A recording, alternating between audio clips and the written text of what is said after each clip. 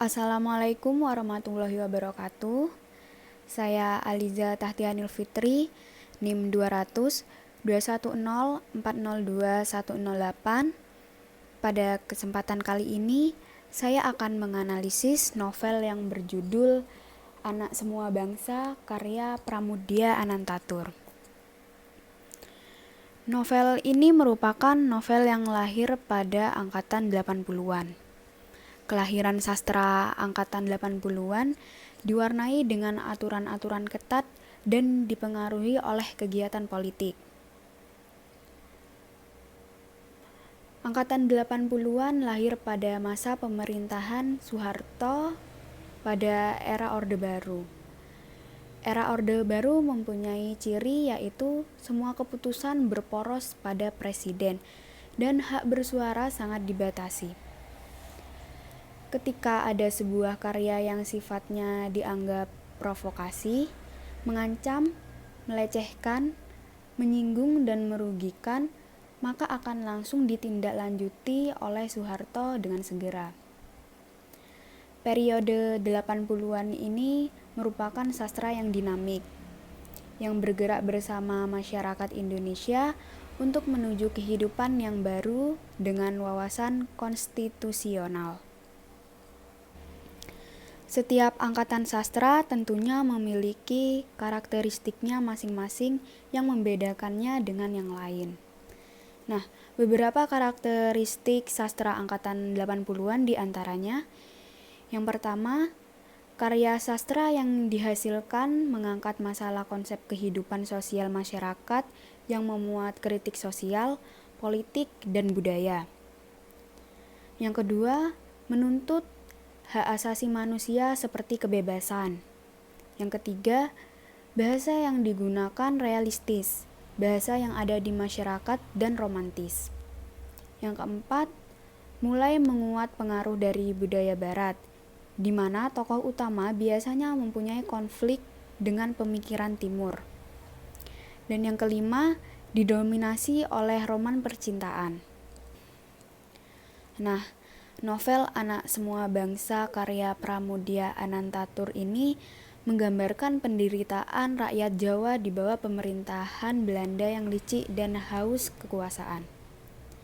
Dari sudut pandang Minke, seorang pribumi yang begitu mendewakan Eropa, kita dapat melihat kembali sejarah bangsa Indonesia serta bercermin melihat diri. Kita diajak menelusuri pikiran Minke yang terombang-ambing dalam keyakinannya, sampai akhirnya sadar bahwa ia harus turun dan memperhatikan bangsanya sendiri. Minke kehilangan istrinya yaitu Annelies Melema pada bagian awal novel. Sahabatnya, Panji Dharma, yang menemani Annelies sampai ajalnya di Belanda. Banyak surat dikirimkan oleh Panji Dharma untuk Minke dan mertuanya, Nyai Ontosoroh. Selama waktu ini, Minke dan mertuanya, atau biasa disebut dengan Mama, saling mendukung untuk lepas dari duka cita. Pandangan Minke akan dunia dan bangsa-bangsa yang ada di dalamnya dipengaruhi oleh teman-temannya yang kebanyakan orang Eropa, karena Minke sendiri adalah lulusan HBS, yaitu salah satu sekolah yang banyak sekali anak-anak Eropa yang bersekolah di situ. Suatu hari, Minke diminta Martin Nijman, atasannya di SNVD, untuk mewawancarai Kou Asu dalam bahasa Inggris, yaitu seorang aktivis dari Cina yang berusaha membangunkan bangsanya dari mimpi-mimpi mereka. Tetapi betapa terkejutnya Minke saat harian itu terbit, yang tercetak berbeda sekali dengan wawancara dan tulisan yang telah ia kerjakan.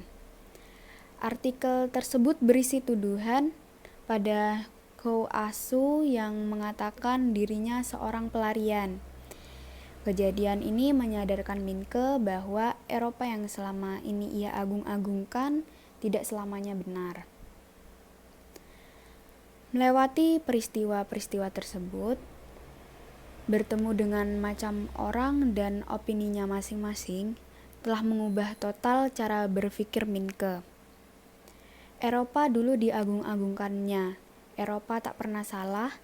Eropa bisa maju dengan ilmu pengetahuannya, sedangkan pribumi hanya bisa disuruh. Dengan bantuan sahabat-sahabatnya, pada akhirnya ia juga melihat kebusukan Eropa.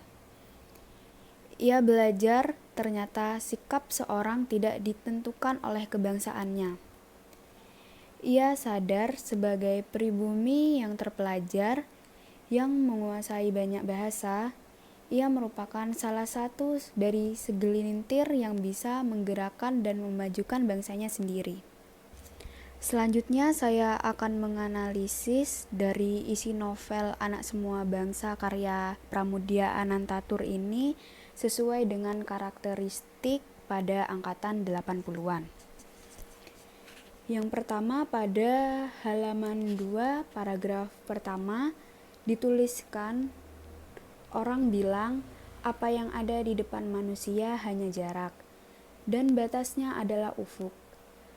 Begitu jarak ditempuh, sang ufuk menjauh. Yang tertinggal jarak itu juga abadi. Di depan sana, ufuk yang itu juga abadi.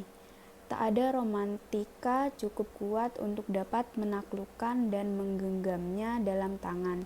Jarak dan ufuk abadi itu. Nah, pada tulisan ini termasuk karakteristik di mana karya sastra yang dihasilkan mengangkat masalah konsep kehidupan sosial masyarakat, sekaligus karakteristik yang bahasa yang digunakan realistis, bahasa yang ada di masyarakat dan romantis.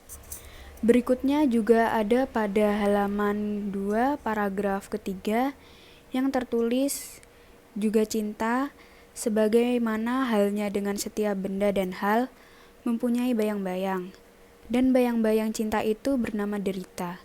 Tak ada satu hal pun tanpa bayang-bayang kecuali terang itu sendiri. Nah, pada tulisan ini termasuk pada karakteristik di mana angkatan 80-an menggunakan bahasa yang realistis dan bahasa yang ada di masyarakat dan romantis. Selanjutnya, percakapan pada halaman 4 yang tertulis, memang sudah selesai dengan kekalahan kita, tetapi tetap ada azas yang telah mereka langgar. Mereka telah tahan kita di luar hukum. Jangan kau kira bisa membela sesuatu, apalagi keadilan, kalau tak acuh terhadap azas, biar sekecil-kecilnya pun.